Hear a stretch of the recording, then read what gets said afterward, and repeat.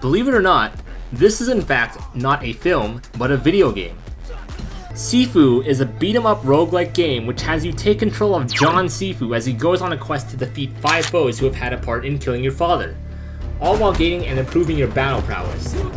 It seems pretty basic at a surface level, but what lets it cook are 3 things: the revive system, the posture meter, and the fact that this game feels like a kung fu film that you can control. Roguelites are no stranger to resets as they are often built around it. Go as far as you can, and if you die, start from square 1. Maybe with some temporary and permanent bonuses and buffs to make your next run easier. Sifu follows this a little more loosely though. In this game, if you die, you're able to revive yourself in the exact same place you died, for a price. Simple yet effective. The more you die, the older you get when you choose to revive, and it's not just cosmetic either. Every 10 years, your stats get altered as your attack power increases and your max HP decreases. And that kind of change makes sense from a lore perspective.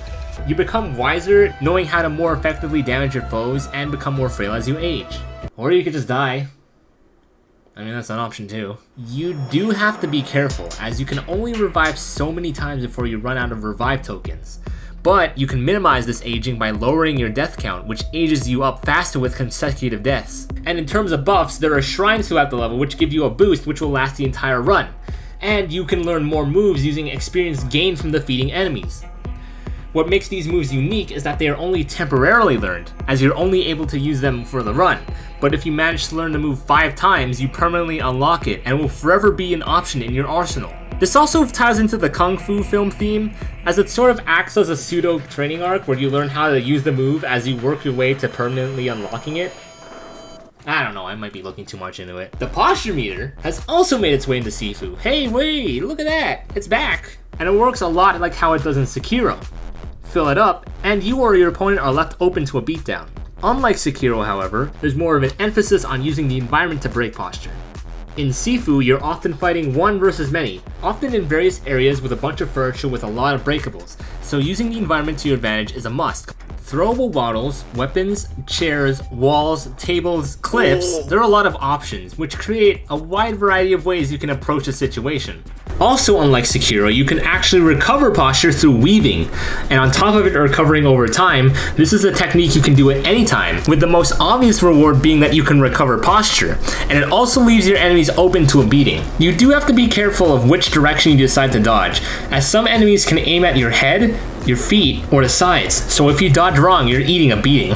These 2 points, the revive system and the posture meter, really add to the fact that Sifu just kind of feels like a kung fu film. Even if you ignore the main story beats like how we have this whole video, this game really captures the magic of those scenes where the main character has to fight his way through a gang. And when you do it right, it feels empowering. Even if you die horribly, it still keeps the immersion through the revive system, which also feels like a training arc in some way, as you learn how opponents move, and physically represented through having your character looking more and more like a master as he ages. It's a game of trial and error until you become the master. To that end, the posture meter and how you approach enemies adds to that feeling by having you learn crowd control as you look for and avoid or parry attacks coming from everywhere as you use the environment to your advantage. Throwing items at your opponents temporarily disorient them. You can also trip them up to keep them out of the fight for a bit as you deal with the others, and using your skill set to turn the tides in your favor. And the game encourages this as you fight your way through an ever-changing environment, rewarding innovation and quick thinking. In other words, you learn to flow like water. Wow, so many kung fu references and shit. Do you know of a game that plays like Sifu? Let me know in the comments below, and I'll see you whenever. Dislike, unsubscribe, and I'll see you later. Swag.